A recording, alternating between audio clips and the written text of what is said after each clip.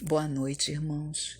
Estamos de volta aqui na nossa reunião de segunda-feira, nossa reunião de estudos, e nós vamos continuar falando sobre a figura inenarrável de Chico Xavier.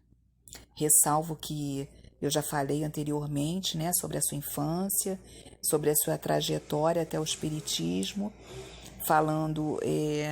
falamos pouco sobre Emmanuel, eu vou falar um pouquinho mais sobre ele. Emmanuel, ele foi senador romano na época de Cristo, conhecido por Públio Lentulus. E de lá para cá, que é do nosso conhecimento, ele surge nas figuras do escravo Nestório, do padre Manuel de Nóbrega, que foi o fundador de São Paulo, e do padre Damiano, reencarnado na Espanha, tá? O relacionamento entre os dois se perde na poeira por sós, segundo informação que o Chico nos prestava, diz a FEB por informação do mentor espiritual. E como já é sabido, a interação entre Jesus, Kardec e Emmanuel é absolutamente harmônica. E desde aquele longínquo 31 de julho de 1931, que foi o encontro dos dois, o verdadeiro encontro, o encontro definitivo dos dois, Emmanuel já determinava para Chico: se algum dia eu conflitar com Jesus e Kardec, me abandone, Chico. Então, dali por diante, se tornou esse vínculo mais forte entre os dois, onde ele recebeu diversas psicografias de Emmanuel, escreveu diversos livros, e manteve esse contato mais íntimo, mais estreito com Emmanuel. A respeito da sua ligação com a FEB, quando da desencarnação do presidente da FEB em 26 de outubro de 1953, que era então o Dr. Luiz Olímpio Guilhom Ribeiro, assumiu a presidência o senhor Vantuil, que era o gerente do Reformador. Chico Xavier, ele dirige-lhe a esse novo presidente palavras de estímulo, referindo-se ao apoio que está dando ao novo presidente, ao programa do Esperanto, a cargo de Ismael Gomes Braga, que por isso sente-se muito feliz. Chico escreve a seguinte carta, então, a Vantuil, que é o atual presidente. Relativamente aos originais dos nossos humildes trabalhos mediúnicos, para mim será muito mais interessante que a Federação os guarde nos arquivos da casa. Fico muito grato ao seu carinho.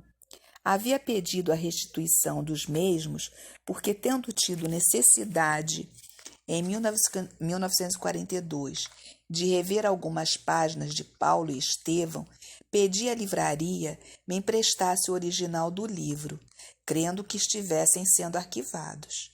Mas fui informado de que os originais, após a publicação, eram inutilizados.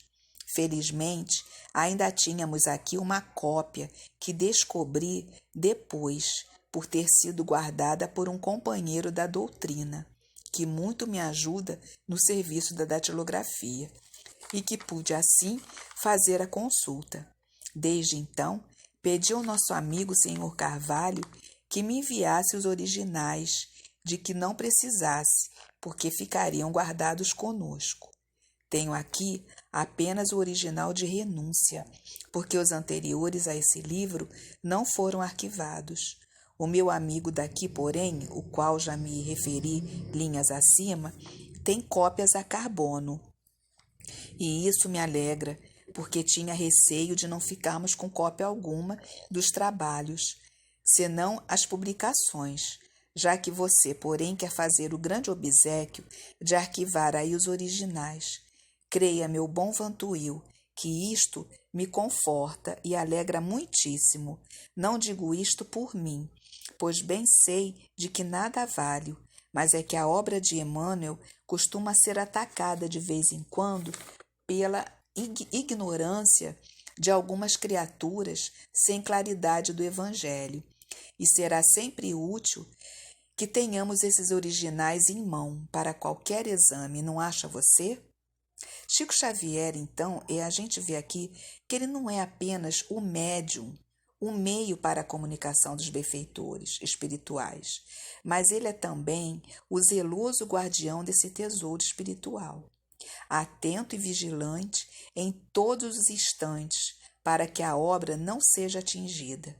O mandato mediúnico, e no caso de Chico Xavier, o mediumato é muito mais abrangente do que se poderia supor. O mediumato confere ao médium a responsabilidade de ser copartícipe de toda uma planificação do mundo maior. Ele não será somente um instrumento, mas parte integrante de um programa que a espiritualidade superior traçou.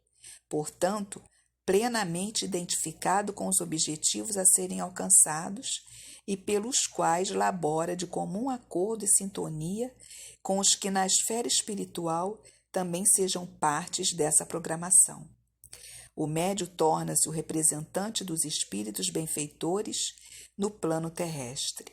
Assim, desde o instante em que os ensinamentos vertem do mais alto e pelos canais mediúnicos se expressam nas dimensões terrestres, ele, o médium, torna-se-lhe o guardião, o depositário, que terá, a partir desse momento, de cuidar para que a obra projetada tenha o curso esperado. Essa é a primeira carta sob nosso exame da correspondência mantida entre Chico Xavier e Vantuil de Freitas, no decorrer dos anos em que este ocupou o cargo de presidente da Federação Espírita Brasileira, segundo Sueli Caldas Schubert, no livro Testemunho de Chico Xavier. Vantuil de Freitas, ele chega na hora certa à presidência da Casa de Ismael. O trabalho mediúnico de Chico Xavier se ampliava. A partir daquela data, livros e mais livros saíram de suas mãos abençoadas, transmitidos pelos espíritos de luz, para que a missão do Consolador prometido por Jesus se estendesse e, sobretudo, se tornasse mais acessível a todas as criaturas. Para isso, a figura de Vantuil de Freitas é peça essencial nessa grandiosa programação. É o homem talhado para abrir o caminho e implantar definitivamente a estrutura que os altos planos espirituais requeriam. É o programa de Ismael, o guia espiritual do Brasil, a se ampliar. Atendendo ao seu chamado, vários obreiros disseram presente e colocaram mãos à charrua para a edificante tarefa da sementeira de luz. Então, foi um trabalho já planejado pela espiritualidade. Quando Vantuil, então, tomou posse da Federação Espírita, tudo isso começou a ficar bem adiantado, né? Bem claro, bem explícito para todo mundo. Nessa época também, Chico Xavier consulta Emmanuel sobre a tradução dos livros dele e de Chico Xavier, os livros dele e dos livros dele e de Humberto de Campos, né? Chico Xavier, ele consulta o Emmanuel sobre a tradução dos livros dele e de Humberto de Campos para o espanhol. E Emmanuel diz que isto é da alçada da federação, né? da diretoria da federação. Nesta carta, ele cede à FEB todos os direitos sobre sua produção mediúnica e fê-lo conscientemente, por ter reconhecido na Casa de Ismael as condições imprescindíveis para a execução de todo o programa elaborado pelo mais alto. Portanto, no instante em que dá a sua opinião sobre as traduções, faz questão de ressaltar que ele, de conformidade com Emmanuel, apoia a orientação a ser seguida pela diretoria da FEB. Ressalta que a FEB mantenha o controle doutrinário das publicações e que, muito justamente, tinha também parte na venda dos livros, a fim de atender a todos os seus encargos no plano material. Prevê ainda que seria imprescindível que a federação agisse com espírito de vigilância, pois, caso contrário, poderia haver algum desvio de natureza espiritual nas traduções. Chico diz a Vantuil: façamos de conta que eu sou um pescador, do dizer de um espírito amigo. Hei de enviar-te sempre o resultado da pescaria, e examinarás o material antes de ir ao mercado, não é? Lançarás apenas o que achares de utilidade.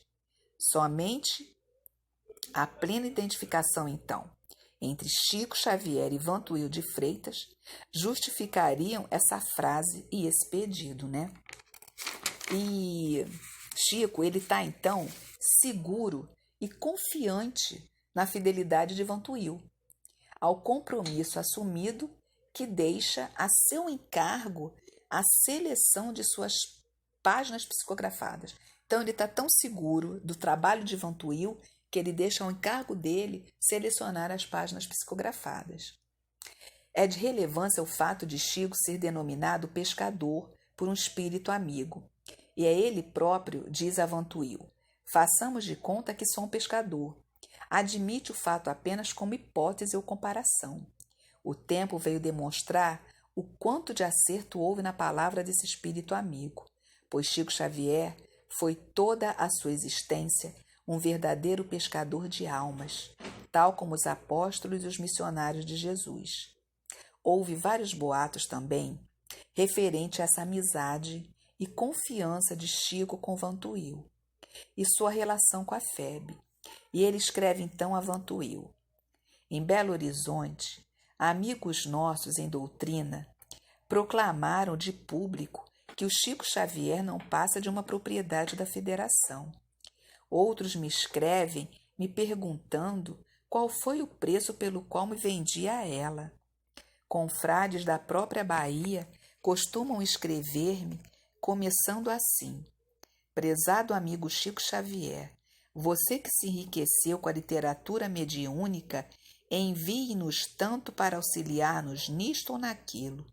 Muitos me indagam sobre os preços de meus contratos mediúnicos com a Federação. E alguns irmãos aí do Rio, quase que semanalmente, me escrevem em termos ásperos, acusando-me de estar vendido à casa de Ismael.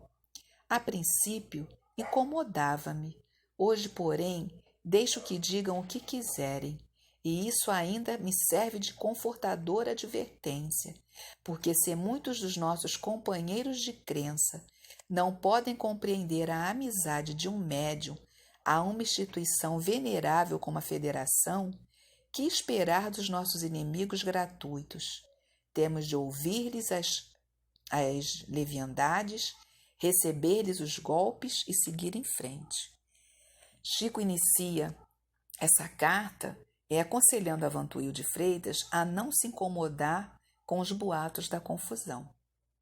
Pode-se, então, tirar disso uma preciosa lição, não apenas para os médiuns, mas para quantos trabalham na seara do bem. Paulo de Tarso, ele deixou-nos um alerta. Em tudo somos atribulados, mas não angustiados, perplexos, mas não desanimados. Isso está em 2 Coríntios, capítulo 4, versículo 8. E esta é a lição que Chico Xavier nos transmite, que não nos deixemos abater pelas tribulações e pelas surpresas dolorosas. Importa é perseverar no bem, prosseguir no trabalho e manter-se vigilante. Muitos companheiros se deixam ficar no meio do caminho porque sofreram decepções, calúnias e ingratidões. Prostrados e abatidos, interrompem a marcha evolutiva, o que redundará em graves prejuízos para si mesmos. Sejamos o exemplo que Paulo de Tarso viveu no passado. Imitemos o exemplo que Chico Xavier viveu e vive ainda ao nosso lado. Prosseguir sempre, com ânimo, firme, perseverando no bem, atribulados e perplexos, mas não abatidos. Afinal, se Chico Xavier tivesse desistido ante os embates, ante todas essas perseguições e calúnias, nós não teríamos toda essa maravilhosa literatura mediúnica que observamos hoje. Com que rara felicidade ele deve hoje abençoar todos esses aguilhões que os impeliram a lutar e a vencer a si mesmo e que tornaram mais valiosa a sua vitória. Chico Xavier morreu aos 92 anos de idade em decorrência de parada cardiorrespiratória no dia 30 de junho de 2002.